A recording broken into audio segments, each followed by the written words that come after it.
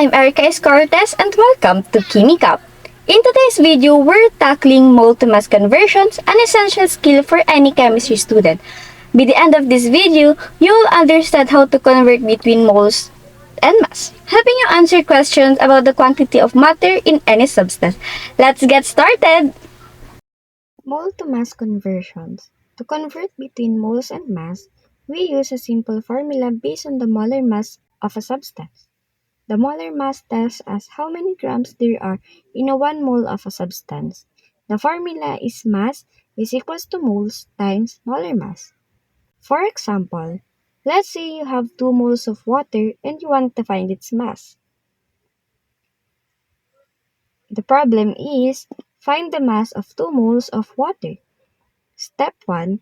List the known quantities and plan the problem. The known quantities are the number of moles, which is 2 moles of water, and the molar mass of water, which is 18 grams per mole. The unknown is the mass of water, and this is what we are solving for. Proceeding on the plan, we use the formula for mole-to-mass conversion, which is mass is equals to moles times molar mass. Then we substitute the values for the moles of water and the molar mass. Let's proceed to our step 2, which is calculate.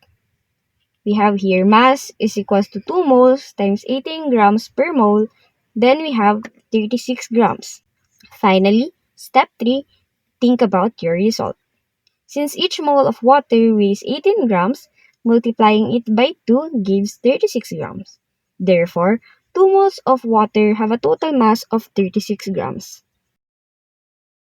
Another example. Let's say you have 3 moles of carbon dioxide.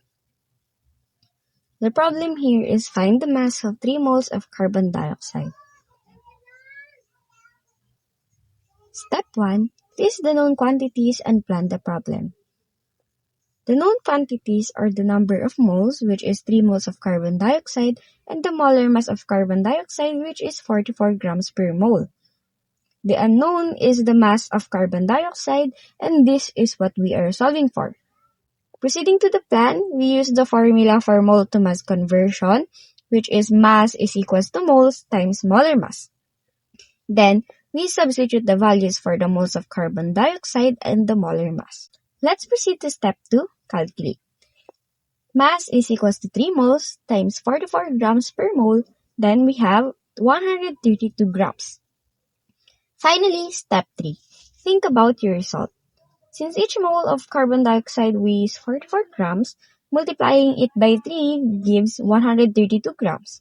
Therefore, 3 moles of carbon dioxide have a total mass of 132 grams. Thanks for watching this breakdown on mole-to-mass conversions. Remember, mastering this technique can make a huge difference in your chemistry journey. If you found this video helpful, please like, subscribe, and let me know your thoughts or questions in the comments below. Stay tuned for more content here on KimikApp, and until next time, keep exploring chemistry. Bye everyone!